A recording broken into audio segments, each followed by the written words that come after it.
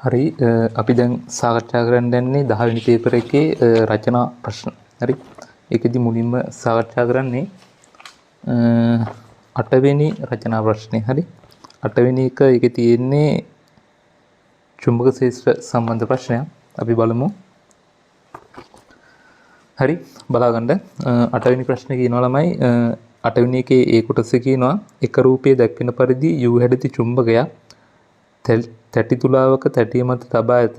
චුම්බකයේ ද්‍රව අතර තිරස්ව තැබූ කම්බියක් අචලව සවිකර ඇත්තේ එහි දිගින් සෙන්ටිමීටර 4.2ක් චුම්බකයේ ශේෂ්ත්‍රය තුල පවතින පරිදි. කම්බිය තුල ධාරාවන් නොගලන විට තුලා පාඨාංකයේ 159.72 ග්‍රෑම් කියලා දීලා තියෙනවා. ඇම්පියර් 2ක ධාරාවක් කම්බිය තුලින් ගලන විට තුලා පාඨාංකය 159.46 ග්‍රෑම් කියලා දීලා තියෙනවා. හරි. ඒකට දැන් මෙහෙම තියෙන්නේ. මෙහෙම තරාදිය තියෙනවා නම් හරි මෙන්න මේක මත තමයි තියෙන්නේ චුම්බකෙ මේ විදිහට. එතකොට මෙතන අචලව සවි කරලා තියෙනවා කම්බියක්. ඒ කියන්නේ දැන් තලයේ තුල තමයි කම්බිය තියෙන්නේ. හරි ලම්බක තලයට. එතකොට මේකේ චුම්බක උතුර මෙහෙම දීලා තියෙනවා දකුණ මෙහෙම දීලා තියෙනවා. එතකොට චුම්බක බල රේඛා පවතින්නේ උතුරින් ඉඳලා දකුණට මෙහෙම. හරි මෙන්න මේ විදිහට තියෙන්නේ. චුම්බක ශේෂ්ත්‍රය පවතින්නේ මේ පැත්තට. එතකොට ඔන්න ඔය විදිහට. හරි. එතකොට මේක කියනවා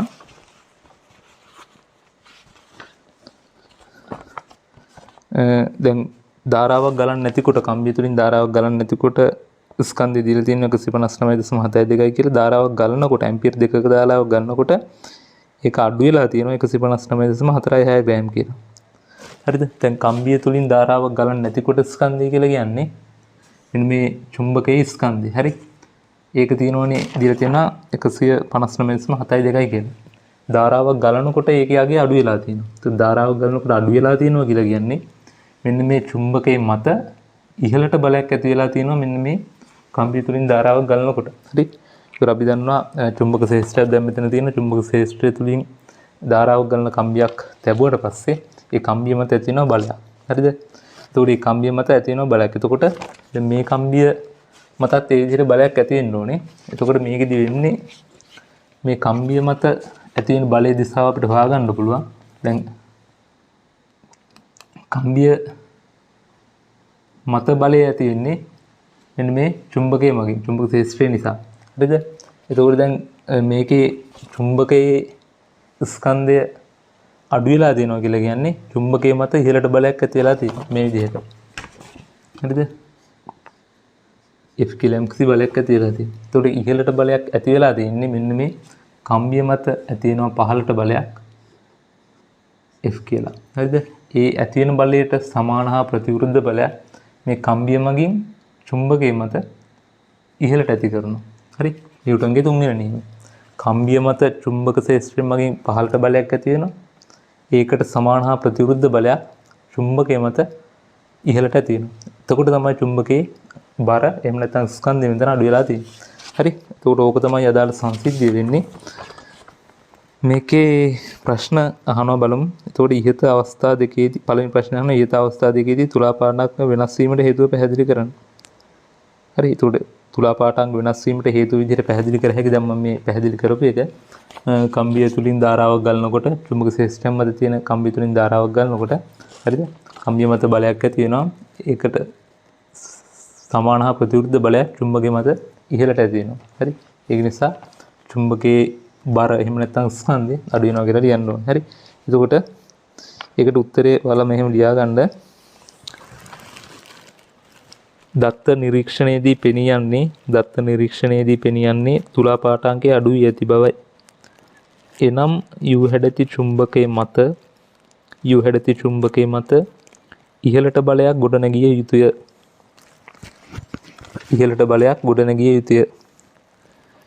මෙම බලය ඇතිවන්නේ ධාරාව රැගෙන යන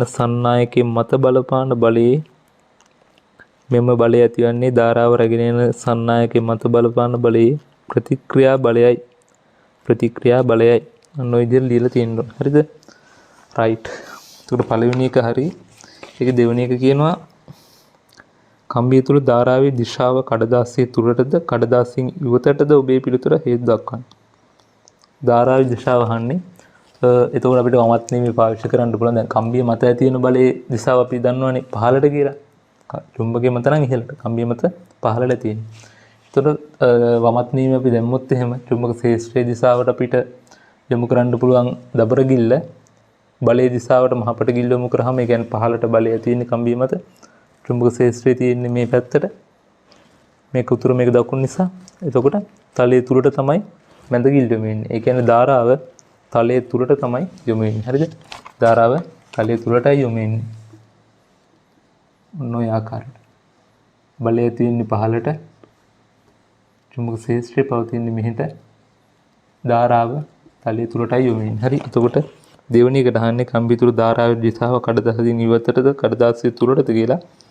කඩදාසිය තුලටයි ධාරාව තියෙන්නේ කියලා ලියන්න ඕනේ. හේතුව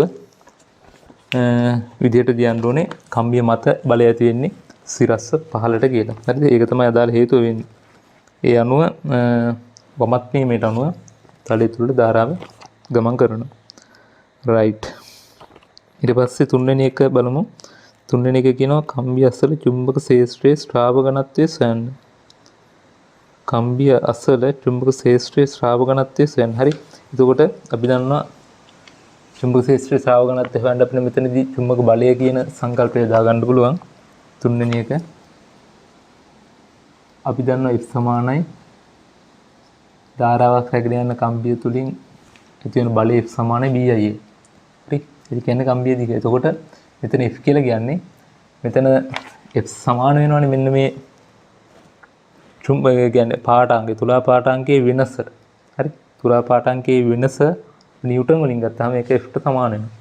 හරිද? එතකොට තුලා පාඨාංගයේ වෙනස අපිට ගත්තොත් එහෙම 159.4යි 6 අඩු කරන්න ඕනේ 159.7යි 2යි. 159.7.2 කියන ග්‍රෑම් වලින් කිලෝග්‍රෑම් කරන්න 10 ඍණ 3න් වැඩි කරනවා. ඒක අඩු කරනවා 159.4යි 6යි. වැඩි කිරීම 10 ඍණ 3. ඕක එනවා ස්කන්ධේ. ස්කන්ධ වෙනස. හරි. අපිට ඕන ස්කන්ධ වෙනස නෙවෙයි බලය. ඒක නිසා ඒක වැඩි කරනවා G වලින්. කියන්නේ 10යි. හරිද? ඒතර ඕක බලය අපිට හොයාගන්න පුළුවන්. ඕක සුළු කරාට පස්සේ නිව්ටන් එනවා 0.26 වැඩි කිරීම 10 ඍණ 2යි කියලා. හරිද?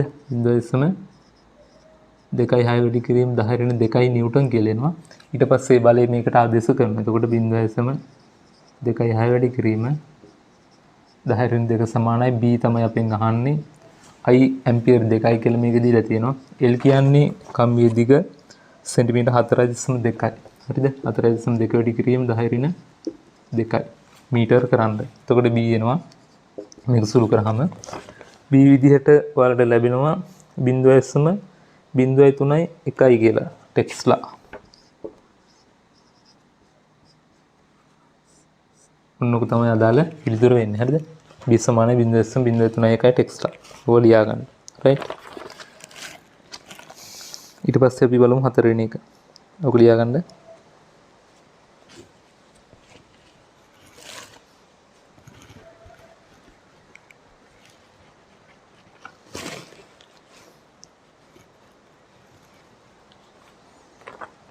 right.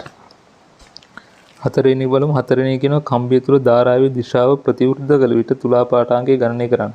ඒතකොට ධාරාවේ දිශාව ප්‍රතිවිරුද්ධ කරනවා කියලා කියන්නේ ධාරාව වෙන්නේ තලෙන් ඉවතට. ඒතකොට තලෙන් ඉවතට ධාරාව වෙනවා නම් මේ චුම්බක ශේෂ්ත්‍රය මෙහෙටමයි තියෙන්නේ. එතකොට කම්බිය මත බලය තියෙන්නේ සිරස් ඉහළට. හරි. එතකොට ඊට ප්‍රතිවිරුද්ධ බලයක් ඇති වෙනවා මෙන්න මේ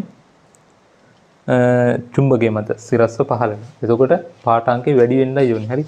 ඒ කියන්නේ දැන් මේ අවස්ථාවේදී වැඩි වුණු අඩු වුණු පාඨාංගයට සමාන ප්‍රමාණයකින් පාඨාංගය වැඩි වෙන්නයි ඕනේ. හරිද? වැඩි වෙන්න ඕනේ. එතකොට අපිට ඒක ගණනය කරන්න පුළුවන්.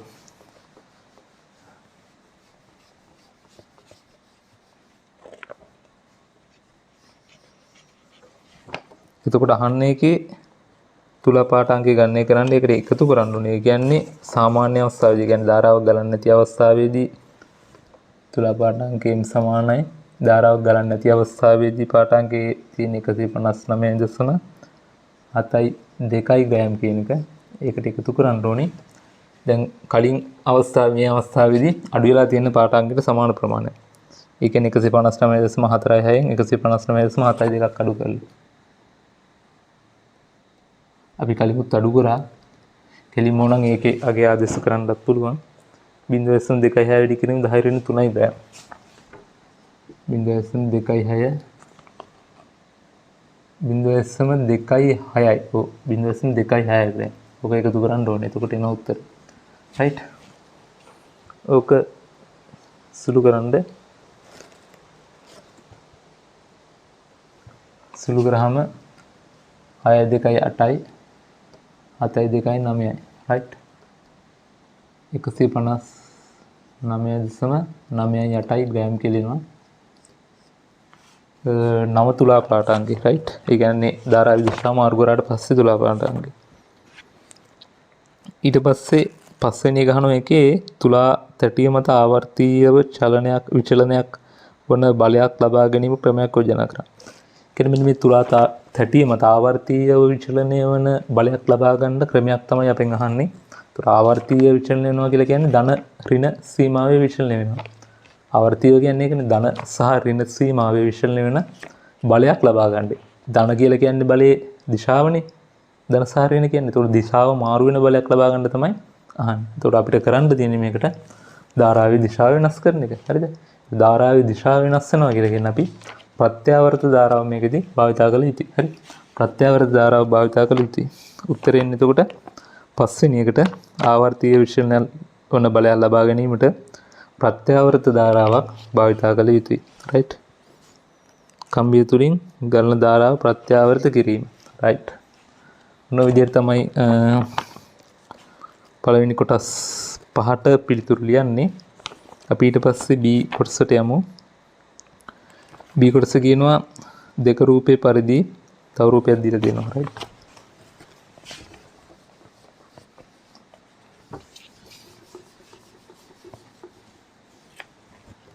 B කොටසේ මේ විදිහට රූපයක් දීලා තියෙනවා බලමු.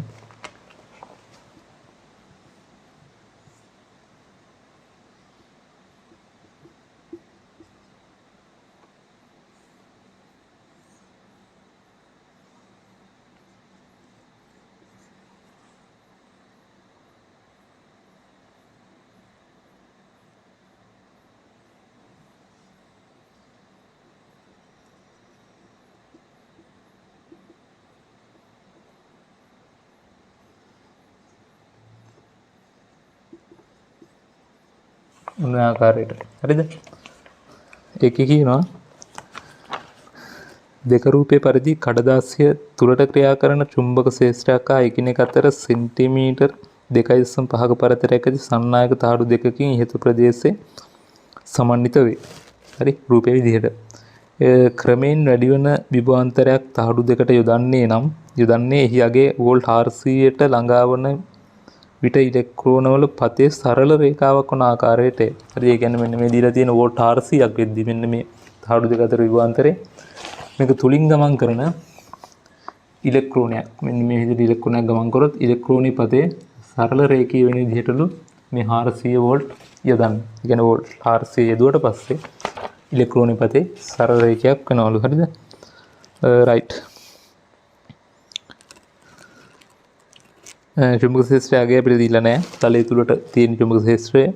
ඒක කියනවා ඒකේ පළවෙනි කොටස බලන්න. පළවෙනි කොටස කියනවා දෙක රූපයේ ඉහත ඒ කියන්නේ මේ රූපයේ ඉහළ සන්නායක තහඩුවේ ද්‍රවීයතාවය කුමක්ද? right. එතකොට දැන් මේ අවස්ථාවේදී විභවාන්තරයක් යදුවට පස්සේ යන්නේ මෙන්න මේක ධනද මේක ඍණද කියලා ඉහළ තහඩුව. මේ යොදන විභවාන්තරයේ ඉහළ තහඩුව ධනද ඍණද? ඒතර තමයි දැන් මෙන්න මේ ඉලෙක්ට්‍රෝනය ගත්තොත් එහෙනම් මේක ඍණාරෝපණ. හොඳට බලාගන්න. ඉලෙක්ට්‍රෝනයේ ඍණාරෝපණයි. මේ විදිහට විභවාන්තරයක් යදුවට පස්සේ දැන් මේක කියනවා ඉලෙක්ට්‍රෝනය අපගමණය වෙන්නේ නැතුව සරල රේඛීයව ගමන් කරනවා. ඒ කියන්නේ ඉලෙක්ට්‍රෝනය මෙන්න මේ වගේ තැනකට ආවට පස්සේ ඉලෙක්ට්‍රෝනය මත ඉහළට හෝ පහළට සංප්‍රයුක්ත බලයක් ක්‍රියාත්මක වෙන්නේ නැහැ. හරිද? දැන් චුම්බක ශේෂ්ත්‍රයේ තලයේ තුලට දිනවනේ. ඒකට අපි මේ විද්‍යුත් ශේෂ්ත්‍රයේ සලකන්නේ නැතුව විද්‍යුත් ශේෂ්ත්‍රේ නැහැ කියලා හිතලා චුම්බක ශේෂ්ත්‍රය මගින් ඉලෙක්ට්‍රෝන මත ඇති වෙන බලයේ දිශාව අපිට ගණනය කරන්න පුළුවන්, දිශාව හොයාගන්න පුළුවන් වමත් නියමේ භාවිතා කරලා. එතකොට ඉලෙක්ට්‍රෝනයේ ඍණාරෝපණ නිසා අපි ධාරාවේ දිශාව විදිහට ගන්න ඉලෙක්ට්‍රෝනය ගමන් කරන දිශාවට විරුද්ධ දිශාව. කියන්නේ මෙන්න මේ අතර. හරිද? එතකොට චුම්බක ශේෂ්ත්‍රය තියෙන්නේ තලයේ තුලට. එතකොට ඉලෙක්ට්‍රෝනයේ මත චුම්බක ශේෂ්ත්‍රය නිසා සිරස්ස පහළට තමයි බලය තියෙන්නේ. හරිද? සිරස්ස පහළට චුම්බක බලය මේ විදිහට ඇති වෙනවා. FB කියලා මම මාක් කරනවා. හරිද?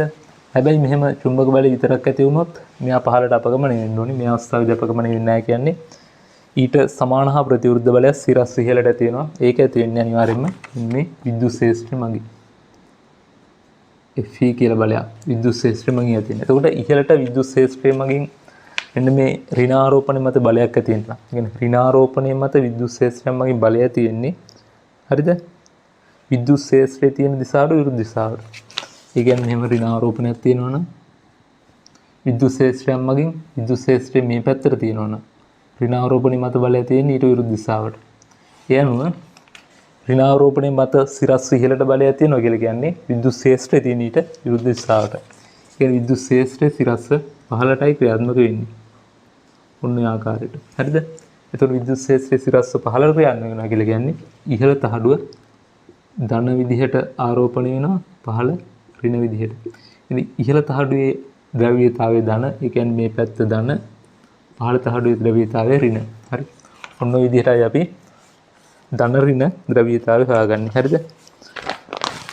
රයිට්. එතකොට මේකේ අහලා තියෙන්නේ පළවෙනි ප්‍රශ්නේ විදිහට ඉහළ සන්නායක තහඩුවේ ද්‍රව්‍යතාවය කුමක්ද? ධන. හරිද?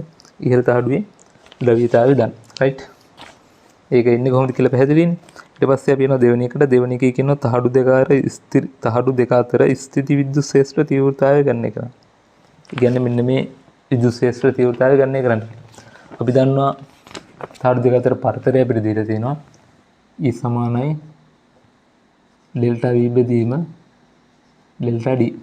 ඒ කියන්නේ විභවාන්තරයේ බෙදීම තහඩු දෙක අතර පරතරය තමයි විද්‍යුත් ශේෂ්ත්‍ර තීව්‍රතාවය වෙන්නේ. දෙවෙනි කොටසනේ. හරි. ඒ අනුව V කියලා කියන්නේ 400යි.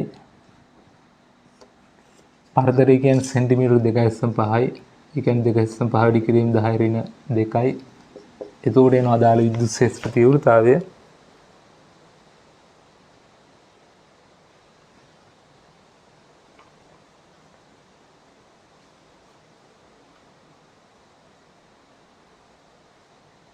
හරි. එතකොට මේක 10 ධන 2 වෙනවා ඉහළට ඇද්දී කියන්නේ 4 වැඩි කිරීම 10 4 වෙනවා බෙදීම 2.5 හරිද? එතකොට මේක ලියන්න පුළුවන් 40 වැඩි කිරීම 10 3යි බෙදීම 2.5යි 2.5 1යි 40ට 2.5 ඒවා 10ට නම් 4යි 40ට නම් 16යි.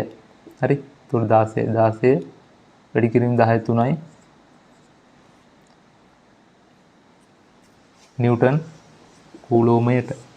ඕක තමයි විද්‍යුත් ශේෂ්ත්‍ර තීව්‍රතාවය වෙන්නේ 16 10යි. හරි.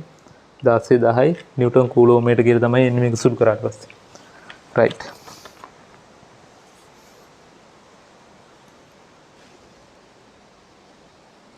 ඕක ලියා ගන්න.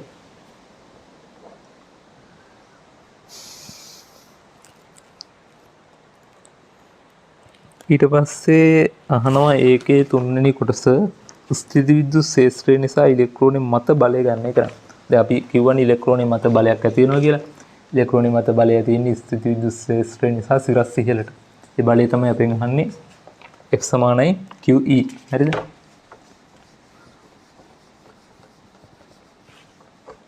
තුන්වෙනි එක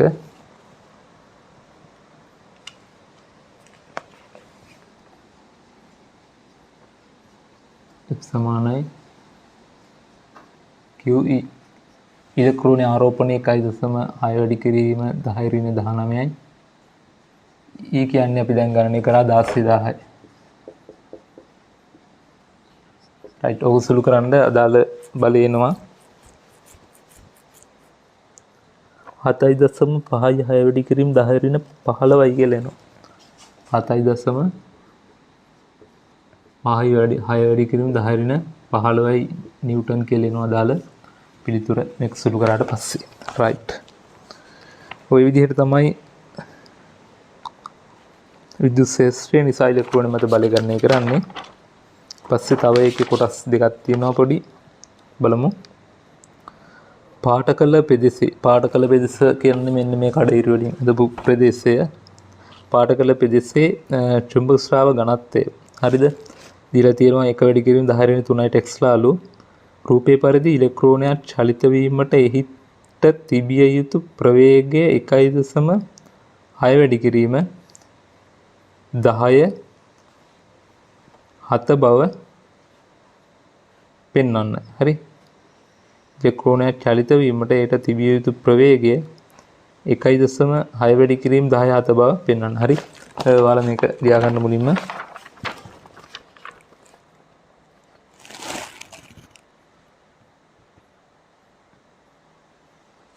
හරි. මේක මුලින්ම ලියාගෙන ඉන්න.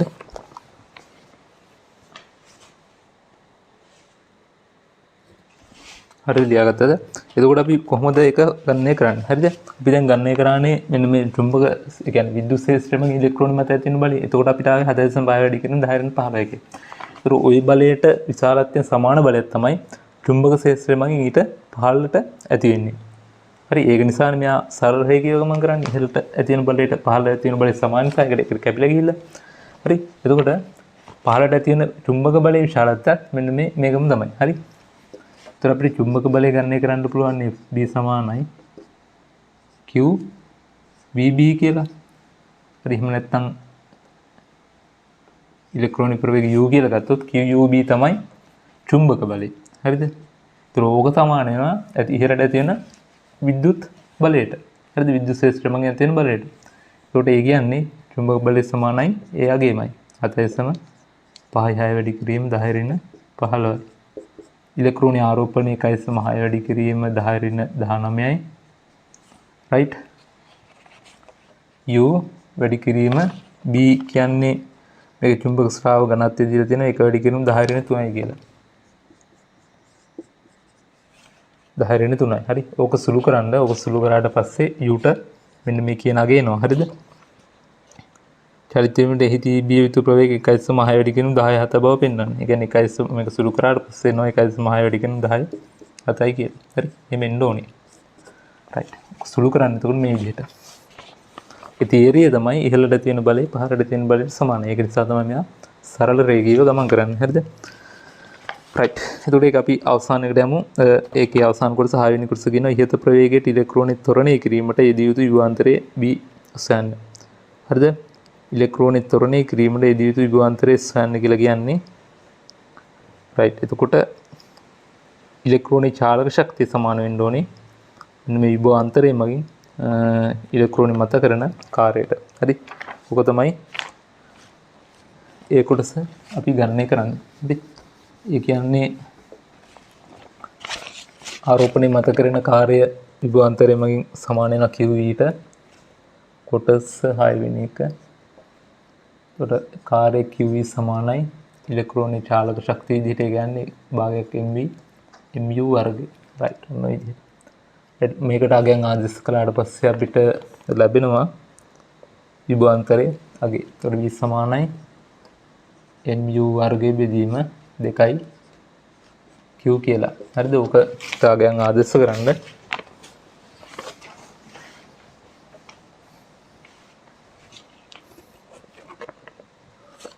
ඉලෙක්ට්‍රෝනීය ස්කන්ධ 9.1 1 වැඩි කරන 1031යි කියලා දීලා තියෙනවා.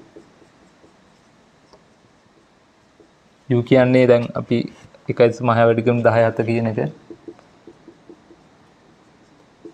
ඒකේ වර්ගයේ බෙදීම 2 වැඩි කිරීම Q කියන්නේ 1.6 වැඩි කිරීම 10 19. ඕක සුළු කරන්න. එතකොට β ගයක් එනවා.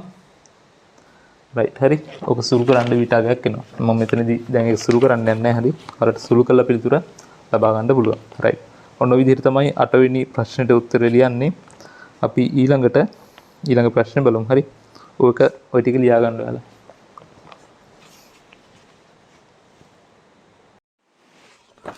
හරිලම අපි ඊළඟට බලමු 7 වෙනි ප්‍රශ්නේ. හරි. 7 වෙනි එක කියන්නේ මේ පෘෂ්ඨිකාතතිය සම්බන්ධ ප්‍රශ්නයක් තියෙන්නේ. හරිද? අපි ඒක බලමු. බලන්න ඒකේ ඒ කොටස කියනවා ගෝලීය ද්‍රව බුබුලක ඇතුළත අමතර පීඩනය ඩෙල්ටා P සඳහා ප්‍රකාශනයක් ද්‍රවයේ පුෂ්ටිකාතතිය කැපිටල් D හා බුබුලේ ආරය සිම්පල් ආරය වලින් ව්‍යුත්පන්න කරන්න. ඒකට ව්‍යුත්පන්න කරන්න කියලා තියෙන්නේ. ඒ නිසා අපිට කෙලින්ම පිළිතුරු ලියවුවට ලකුණු හම්බෙන්නේ නැහැ. හරි. කියන්නේ දැන් අපි දන්නවනේ ඩෙල්ටා P සමාන 2යි T බෙදීම සිම්පල් ආරය. ඔක අපිට ව්‍යුත්පන්න කරන්න ඕනේ. හරි. ඒක අපි දන්නවා අපි තියරි වලදී ඉගෙන ගන්න ව්‍යුත්පන්න කරන්න අපි භාවිතා කරන්නේ මෙන්න මේ විදිහට ගෝලාකාර ද්‍රව බිඳුවක්. ඒකෙන් අර්ධ ගෝලාකාර කොටසක් තමයි අපි භාවිතා කරන්නේ මේ විදිහට. රයිට්. එතකොට ඇතුළත පීඩනය P1 කියලා ගත්තොත් පිටත පීඩනය P2 කියලා ගත්තොත් අපි දන්නවා ඇතුළත පීඩනය නිසා හරිද? ඇතුළත පීඩනය නිසා පිටතට ගෝලය මත බලය ඇති කරනවා මෙන්න මේ විදිහට. හරිද? බලය ඇති කරනවා සෑම දිශාවකටම. එතකොට මෙන්න මේ බලවල සිරස් සංරචක අපි බැලුවොත් එහෙම ඉහළට තියෙන සිරස් සංරචක පහළට තියෙන සිරස් සංරචක වලට දිශාවෙන් ප්‍රතිවිරුද්ධ නිසා කැපිලා යනවා. හරිද? ඒතකොට අපිට තිරස් සංරචක විතරයි ඉතුරු වෙන්නේ. හරිද? ඒතකොට මෙන්න මේවා අයින් වෙනවා. තිරස් සංරචක විතරයි ඉතුරු වෙන්නේ. මම ඊට පස්සේ මේවා ඉවත් කරලා මේ ඇඳලා තිබ්බත් ප්‍රශ්නයක් නැහැ. හරි. එතකොට ඇතුළත P1 මගින් මේ පැත්තට ඇති කරන බලය මම F1 කියලා සලකුණු කරනවා. මේ P2 මගින් මේ බුබුල තුලට බලයක් ඇති වෙනවනේ. කියන්නේ පිටත පීඩනය මම ඒක මම F2 කියලා සලකනවා. හරිද? එතකොට ඒ වගේම තමයි මෙන්න මේ පෘෂ්ඨිකාතතිය බලන්නේ. පෘෂ්ඨිකාතතිය නිසා ළමයි මෙන්න මේ පෘෂ්ඨය ඔස්සේ ඇති වෙන බලයක්. හරි. මෙන්න මේ අතර. ඒක තිරස්ව මේ අතර ඇති වෙන්නේ. එතකොට ඒ බලය මම ඒ කියන්නේ මෙන්න මේ වටේටම තියෙන මුළු බලය මම සලකනවා F කියලා. හරිද? F කියලා සලකනවා. එතකොට ඔය බල සමතුලිතතාවයට සලකන්න තියෙන්නේ තිරස් අතර මේ පැත්තට තියෙන බල මේ පැත්තට තියෙන බලට සමානයි කියලා. ඒතකොට මේ පැත්තට තියෙන බල වෙන්නේ මෙන්න මේ පෘෂ්ඨිකාතතිය බලය F ධන. හරි. ඊට පස්සේ මේ පැත්තට තියෙන බලය වෙන්නේ F2 සමානයි දකුණු පැත්තට තියෙන බලය වෙන්නේ F1. රයිට්. ඔන්න ඔය විදිහට. එතකොට F අපිට ලියන්න පුළුවන් අපි දන්නවා පෘෂ්ඨිකාතතිය බලයනේ. පෘෂ්ඨිකාතතිය බලය කියන්නේ අපි දන්නවා F සමානයි පෘෂ්ඨිඝාත සංගුණක වැඩි කිරීම දිග. හරි. එතකොට මෙතන පෘෂ්ඨිඝාත සංගුණක T කියලා දීලා දෙනවා. දිග කියලා කියන්නේ මෙන්න මේ වෘත්තාකාර කියන්නේ මෙන්න මේ පරිදි වෘතයේ පරිදි. හරි. එතකොට ඒ කියන්නේ 2πr. කියන්නේ T වැඩි කිරීම 2πr ඕම්. දන්න F2 කියන එක මම මේ පැත්තට අරන් යනවා. එතකොට එන්නේ F1 රින F2 ඔන්න ඔය විදිහට. හරිද?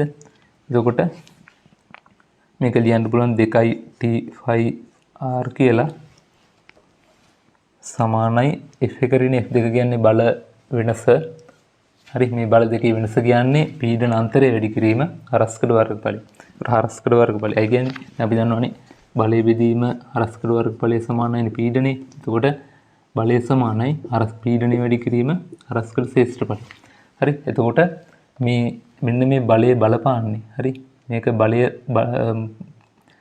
ක්‍රියා කරන්නේ මෙන්න මේ හරස්කඩ ශ්‍රේෂ්ඨඵලය මත. හරි. මොකද අපි තිරස් බල විතරයිනේ සලකන්නේ. ඒ නිසා හරස්කඩ ශ්‍රේෂ්ඨඵලය මත තමයි බලය ක්‍රියාත්මක වෙන්නේ. එතකොට බලය සමානයි පීඩන අන්තරය වැඩි කිරීම හරස්කඩ ශ්‍රේෂ්ඨඵලය. හරි. ඒතකොට පීඩන අන්තරය F1 රින F2 කියන එක ඩෙල්ටා P කියන මෙතන දීලා තියෙන්නේ. වැඩි කිරීම හරස්කඩ ශ්‍රේෂ්ඨඵලය කියලා කියන්නේ එතන πr වර්ගය. හරිද? πr වර්ගය. ඔන්න ඕක තමයි සම්බන්ධතාවය වෙන්නේ. එතකොට මේ πට මේ π සුළු වෙලා යනවා. හරි. එතකොට ඩෙල්ටා P තමයි අපෙන් අහන්නේ. ඩෙල්ටා P සමානයි 2යි T මේ එක එකට එක එකක් සුළු වෙනවා. 2යි T බෙදීම සිම්පල් R. හරි. ඔන්න ඔය විදිහට ව්‍යුත්පන්න කරලා තියෙන්න ඕනේ. හරි. මේ රූප සටහන නැතත් මෙන්න මේ සම්බන්ධතාවය තියෙන්න ඕනේ. හරිද? එහෙම වුණොත් තමයි ලකුණු හම්බෙන්නේ. හරි. ඕක ඇඳලා ලියා ගන්න. ඒතර මම මේක ලොකුට විස්තර කරන්න ගියේ නෑ. හරි. ඔයාලා තියරි වලදී ඉගෙන ගන්න එක. මේ ටික තිබ්බනම් ප්‍රමාණවත්. හරි. ඔය ටික ලියා ගන්න.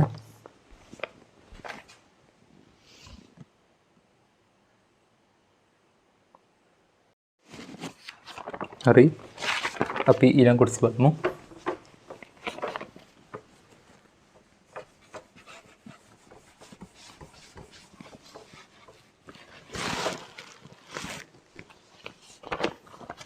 ළමයි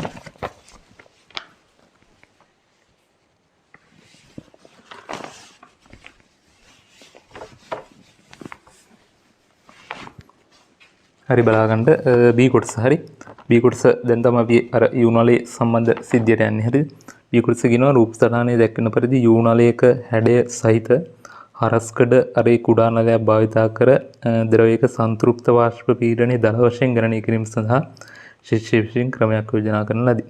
ආරම්භයේදී රූප සටහනේ පරිදි පද්ධතිය පැවති අතර බාහුවල ජල මට්ටම් අතර වෙනස සිම්පල් H විය කැපිටල් P බාහුව ජල වාෂ්පයෙන් සංතෘප්තව පවතින අතර එම උෂ්ණත්වයේදී ජලයේ සංතෘප්ත වාෂ්පින P' කියලා දීලා තිනවා. වායුගෝලීය පීඩනය P නෝට් කියලා දීලා තියෙනවා වන අතර සබම් පටලයේ අරේ සිම්පල් ආරයේ B බාහුවේ ජල පෘෂ්ඨයට ඉහළින් වූ වාත පරිමාවේ යගේ V1 අතර X කුට්ටිය පවතින කොටසේ හැර අන් සෑම ප්‍රදේශයකම නලයේ හරස්කඩ වර්ගඵලය වේ. සබන් ද්‍රාවණයේ පෘෂ්ඨිකාතතිය T1 අතර ජලයේ ඝනත්වය ρ. ඔය ටික දීලා තිනවා. මම U නලයේ මෙතන අඳින්නම්. මෙන්න මෙහෙම තමයි දීලා තියෙන්නේ.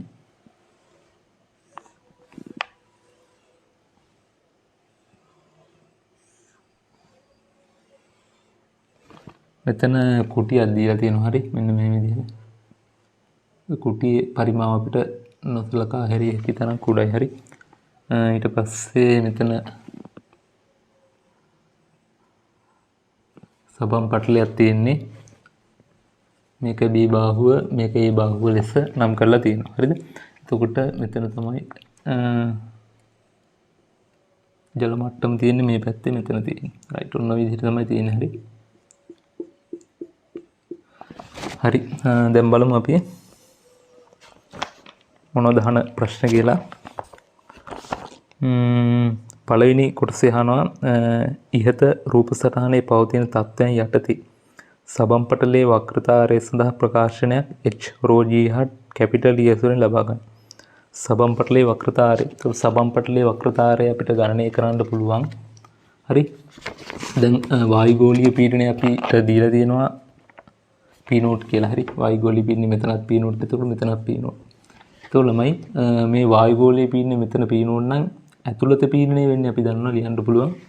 පීඩන අන්තරය අපි දන්නවනේ 2t මෙතන 4t බෙදීම සිම්පල් r කියලා. මොකද මෙතන සබම් පටලයක් තියෙනවා. සබම් පටලයක නම් පීඩන අන්තරය කියන්නේ 4t බෙදීම සිම්පල් r. ඒ අනුව මෙතන අභ්‍යන්තර පීඩනය වෙන්නේ P නෝට් ධන ඒ පිටත පීඩනයට වඩා ඇතුළත පීඩනය වැඩි. හරි P නෝට් ධන 4t බෙදීම බුබුලේ අර දීලා තියෙන සිම්පල් r කියලා. ඔය විදිහට ලියන්න පුළුවන්. ඒතර ඔතන පීඩනය තමයි මෙතන පීඩනය වෙන්නේ. හරිද? පැහැදිලිනේ. ඒතර මෙතන උස දීලා තියෙනවා සිම්පල් h කියලා. මෙතන පීඩනය කෙලිම වායුගෝලීය පීඩනයට සමානයි. P නෝට් නේ. රයිට්. මෙතන පීඩනය මෙන්න මේ මෙතන පීඩනයට සමානයි. එකම ද්‍රවවල එකම මට්ටම පීඩන නිසා හරි. එතකොට මෙතන පීඩනය කියන්නේ මෙන්න මේ පීඩනයට. මෙතන පීඩනය කියලා කියන්නේ වායුගෝලීය පීඩනය දන h rho G. හරි. එතකොට අපිට සමාන කරන්න පුළුවන් මෙතන පීඩනය කියන්නේ වායුගෝලීය පීඩනය එකතු කිරීම ජලයේ ඝනත්වය මෙතන දීලා තියෙන්නේ ρ නේ. එතකොට h ρ G මෙතන පීඩනය වෙන්නේ. මෙතන පීඩනයට සමානයි. මෙතන පීඩනය කියන්නේ P නෝට් ධන 4t බෙදීම සිම්පල් r. සමානයි P නෝට් ධන 4i කැපිටල් T බෙදීම සිම්පල් r. රයිට්. ඒ අනුව P නෝට් සුළු වෙලා ගියාට පස්සේ h ρ G සමානයි 4t බෙදීම සිම්පල් r. අපෙන් අහන්නේ අරේනේ. අරේ සඳහා ප්‍රකාශනයක්. ඒතර r සමානයි 4t බෙදීම h rho G කියලා ප්‍රකාශනයක් ගන්න පුළුවන්. ඔක තමයි අදාළ ප්‍රකාශනය වෙන්නේ. හරි. ඔය විදිහට ලියලා තියෙන්න ඕනේ. ඒක ඇවිල්ලා පළවෙනි කොටස. හරිද? ඔන්න ඔය විදිහට ලියලා තියෙන්න ඕනේ පළවෙනි කොටසට. හරි. ඔක ලියා ගන්න.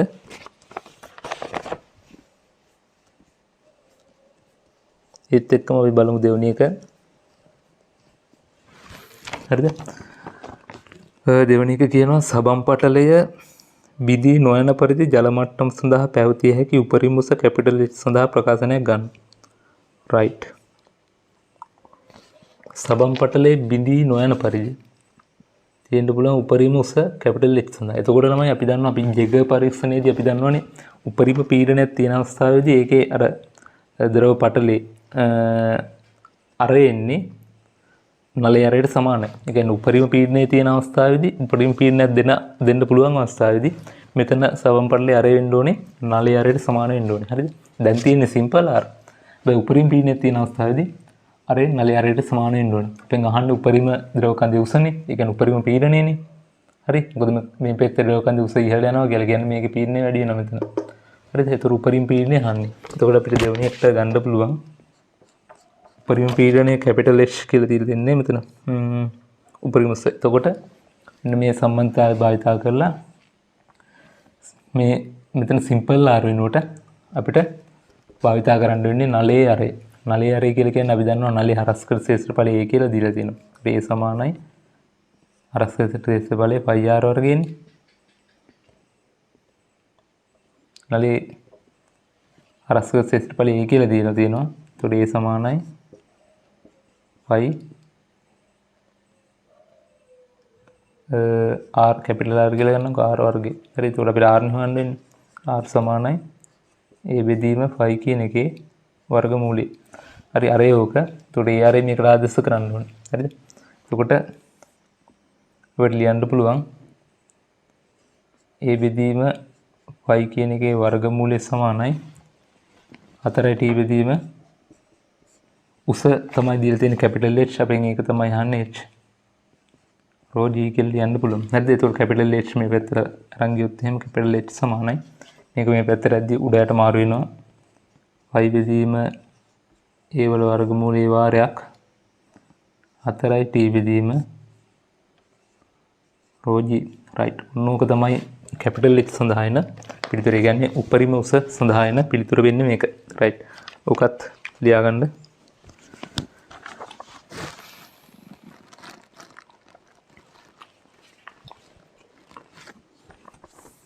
හරි ඊට පස්සේ අපි යමු ඉක්මනට තුන්වෙනි කොටසට. තුන්වෙනි කොටස කියන්නේ ඉහත අවස්ථාවේදී B බාහුව තුල වූ වියලි වාතය මගින් ඇති කරන පීඩනය සඳහා ප්‍රකාශනය capital D simple R P not R P dash අතරින් ලියා දක්වන්න. හරි අපිට ඒකත් ලියන්න පුළුවන්. තුන්වෙනි කොටස එන්න මේ B බාහුවේ. දැන් අපි B බාහුවේ මුළු පීඩනය කියලා කියන්නේ මෙන්න මේ P not ධන 4t බෙදෙන සිම්පල් R. හරිද? ඒතර මේ මුළු පීඩනය කියලා කියන්නේ අපි දන්නවනේ දැන් මේක කියනවානේ B බාහුව සංකෘත වෙලා තියෙන ජලයෙන්. හරිද? ජලයේ සංකෘත වෙලා තියෙන. ඒ කියන්නේ මුළු පීඩනයේ PT කියලා ගත්තොත් එහෙම. PT සමාන වෙනවා මේකේ වියලි වාතයේ පීඩනය P1 කියලා ගන්නකො. P1 ධන එයාගේ සංකෘත වාෂ්ප පීඩනය. P not නෙමෙයි P dash කියලා දීලා තියෙනවා. P dash ඔය දෙක එකතු වෙන්නේ මුළු පීඩනය කියන්නේ. එතකොට මුළු පීඩනය කියලා කියන්නේ අපි කලින් ගන්න එක P not ධන 4t බෙදීම සිම්පල් R. හරිද? P not ධන 4t බෙදීම සිම්පල් R සමානයි P1 ධන P dash කියන සංතෘප්ත වාෂ්ප පීඩනය. අපින් අහන්නේ P1. එහෙම නැත්නම් වියලි වාතයේ පීඩනය. හරි. P1 සමානයි P not ධන 4t බෙදීම සිම්පල් R ඍණ සංතෘප්ත වාෂ්ප පීඩනය P dash. ඕක තමයි වියලි වාතයේ පීඩනය එන්නේ. හරි. වියලි වාතයේ පීඩනය විදිහට ඕක තමයි එන්නේ. right. එතකොට පළවෙනි කොටස් තුන හරි. ඒ කියන්නේ B කොටසත් හරි. B කොටසත් හරි. දැන් අපි යනවා C කොටසට. මේක ලියා ගන්න හරි. right. අපි C කොටසට යමු. මම මේකම කරන්න.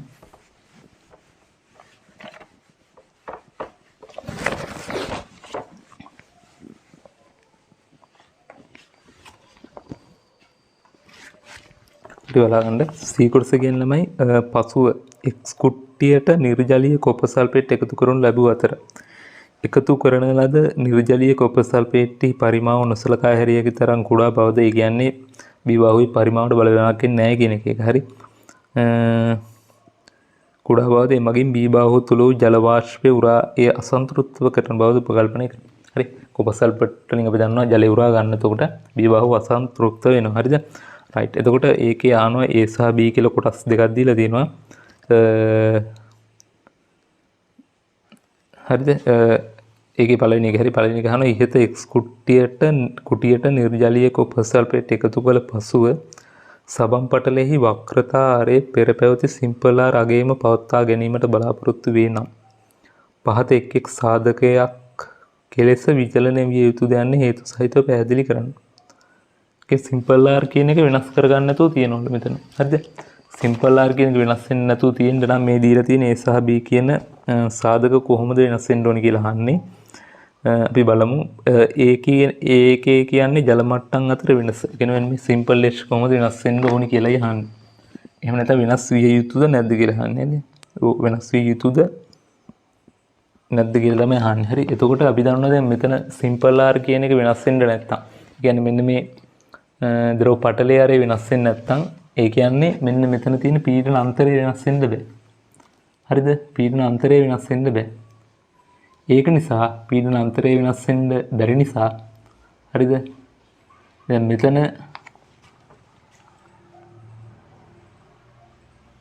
අපි දැන් කලින් ගත්තු ප්‍රකාශනයට අනුව හරිද? අපි දැන් කලින් පළවෙනි එකේදී අපිට ආවනේ සිම්පල් R සමාන 4ට ඉබෙදීම HρG කියලා. සිම්පල් R සමානයි 4ට ඉබෙදීම HρG කියලා එනවනේ. මෙන්න මේකේ පීඩන සමාන කළ අපි ප්‍රකාශනය ගත්තට පස්සේ එතකොට මේකෙදී සිම්පල් R වෙනස් වෙන්න බෑ. වෙනස් වෙන්න බැයි නම් හරිද? සිම්පල් R වෙනස් වෙන්න බැයි නම් කෙලින්ම මෙන්න මේ H කියනගේ අපි වෙනස් වෙන්න බෑ. හරි H එතකොට වෙනස් නොවිය යුතුයි. හරි H නියතව පවත්වා ගැනීම කරන්න ඕනේ. හරි. එතකොට පළවෙනි එකට ඒ කොටසට උත්තරේ විදිහට H වෙනස් නොවිය යුතුයි කියලා ලියන්න ඕනේ. හරිද?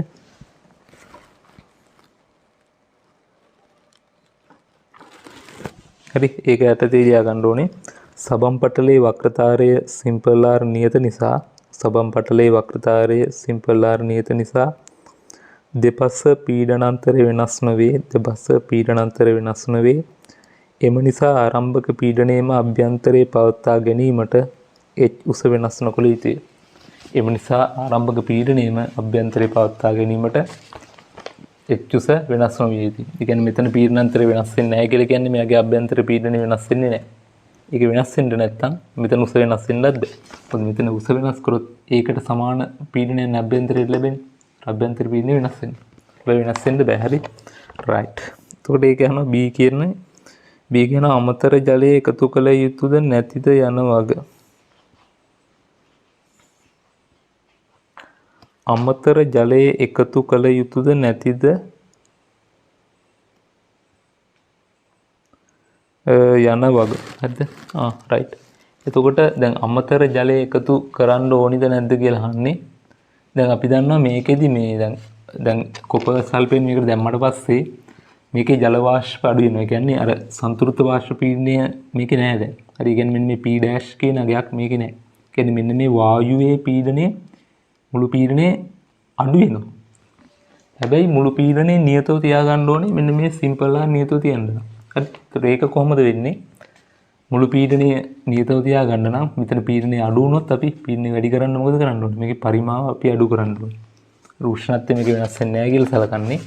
එතකොට පරිමාව අඩු වෙන්නයි ඕනේ. පරිමාව අඩු වුණොත් අපිට පුළුවන් මේකේ පීඩනය නියතව තියාගන්න. හරි. එතකොට පරිමාව අඩු වෙන්න නම් අනිවාර්යයෙන්ම අපි මේකට පිටතින් අනිවාර්යයෙන්ම ජලය එකතු කළ යුතුයි. එතකොට අපි පිටතින් එකතු කරන ජලය මෙන්න මේ බාහුව දෙකට සමානව බෙදිලා යනවා. හරිද? එකතු කරන පරිමාව සමානව බෙදිලා ගිහලා මෙන්න මේකේ වායු කලාපයේ පරිමාව අඩු වෙනවා. පරිමාව අඩු වෙනවා කියලා කියන්නේ පීඩනය වැඩි වෙනවා. මොකද බොයිල් නීමේ වළංගු වෙනවා මෙතන PV සමානයි නියතයි කියලා. ඒතකොට පරිමාව අඩු වෙනවා කියලා කියන්නේ පීඩනය වැඩි වෙනවා. හරිද? එතකොට මේ අඩු වෙන පීඩනය නැවත වැඩි කරගෙන නියතව තබා ගන්න පුළුවන්. රයිට්. එතකොට දෙවෙනි එක B කොටසට අමතර ජල එකතු කළ යුතුද නැතිද වගේ ඒක ලියා ගන්න. අමතර ජල එකතු කළ යුතුය. හරි. අමතර ජලය එකතු කළ යුතුය. ඒක අර්ථය ලියා ගන්න. ජලය එකතු කරන විට සිම්පල් H උස නොවෙනස්ව පවතින නිසා ජලය එකතු කරන විට සිම්පල් H උස නොවෙනස්ව පවතින නිසා එකතු කරන ජලය බාහු දෙක ඔස්සේම සමසේ බෙදී යයි. එකතු කරන ජලය බාහු දෙක ඔස්සේම සමසේ බෙදී යයි. එවිට B බාහුවේ වායු පරිමාව ආරම්භක වායු පරිමාණයට වඩා අඩු වීමෙන් අඩු ජල වාෂ්පයට සමාන පීඩන වැඩිවීමක් ලබා දෙයි. අඩු ජල වාෂ්පයට සමාන පීඩන වැඩිවීමක් ලබා දෙයි. රයිට්. ඒක පැහැදිලි. ඕකේ. දැන් අපි යනවා ඊට පස්සේ ඒකේ දෙවෙනි කොටසට. A B C එකේ දෙවෙනි කොටස. හරි ඒක කියනවා X කුට්ටියට නිර්ජලීය කොපර් සල්ෆේට් එකතු කළ පසු ඉහත පිහිටුමේ ආකාරයෙන්ම පවත්වා ගනී නම් ඒ කියන්නේ සිම්පල් R වෙනස් වෙන්නේ නැතුව B බාහුවේ අභ්‍යන්තර වියලි වාතයේ පීඩනය සඳහා ප්‍රකාශනයක් T සිම්පල් හරහා P නෝට් ඇසුරින් ලියා දක්වන්න කියලා කියන්නේ. හරිද? T සිම්පල් හරහා P නෝට් ඇසුරින් ලියා දක්වන්න කියලා කියන්නේ right. එතකොට දැන් මේකේ R වෙනස් වෙන්නේ නැහනේ. R වෙනස් වෙන්නේ නැත්නම් ඒකත් අපිට කලින්ම මෙන්න අන් අර පීඩනයම තමයි එන්නේ. හරිද? පීඩනය වෙනස් වෙන්නේ නැහැ. එතකොට ඒකේ කලින් අහන්නේ දැන් පීඩනය අහන්නේ. එතකොට ඒ පීඩනය දැන් අපි ගත්තොත් ඒක දෙවෙනි කොටසනේ. දෙවෙනි කොටස පිටත පීඩනය අපි දන්නවා P නෝට් එක කොහොමත් වෙනස් වෙන්නේ නැහැ. ඇතුළත පීඩනය වෙන්නේ P නෝට් එකතු කරන්න ඕනේ. මෙන්න මේ පීඩනාන්තරය. P නෝට් දාන 4යි T බෙදෙන සිම්පල්. ඒකට කිසි වෙනසක් නැහැ. P2 කියලා ගත්තත් ඒ පීඩනය වෙන්නේ P නෝට් දාන 4යි T බෙදීම සිම්පල් R කියන අගේ. හරි. ඕක තමයි දෙවෙනි අවස්ථාවේ පීඩනය වෙන්නේ. right. ඊට පස්සේ අපි යනවා අවසාන කොටසට.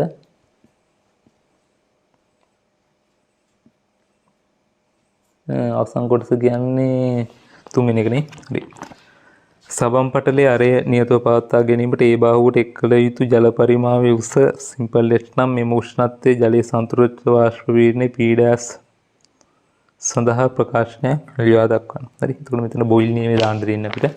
බොයිල් නියමයේ දාන්නේ වියලි වාතයේ පීඩනය සඳහා. හරි. එතකොට වියලි වාතයේ පීඩනය සඳහා තමයි අපිට බොයිල් නියමයේ දාන්න තියෙන්නේ.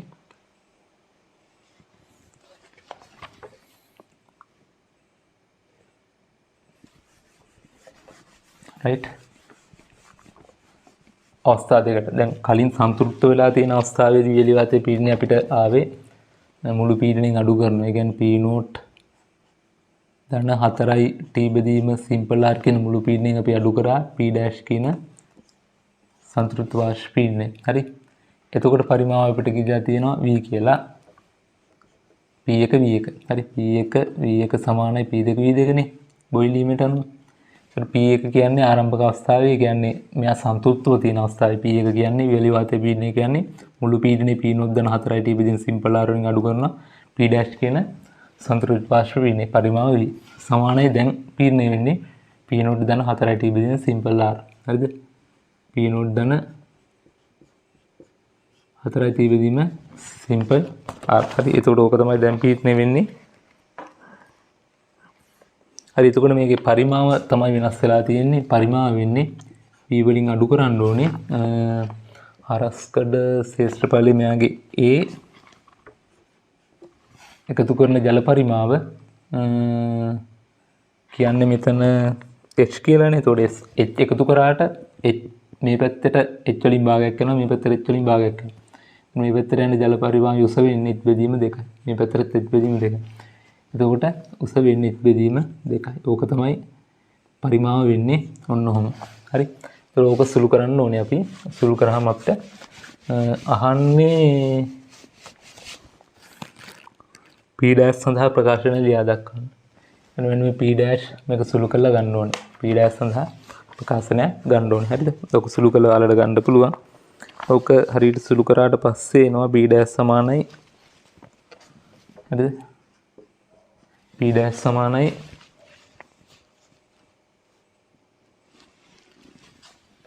H A බෙදීම 2යි P වාරයක් P නෝට් ධන 4යි T බෙදීම සිම්පල් R.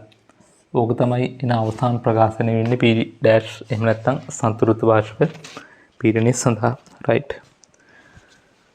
හරි ළමයි. එතකොට ওই විදිහට තමයි 7 වෙනි ප්‍රශ්නය පෘෂ්ටිකාතත ප්‍රශ්නෙට අපි පිළිතුරු ලියන්න ඕනේ. right.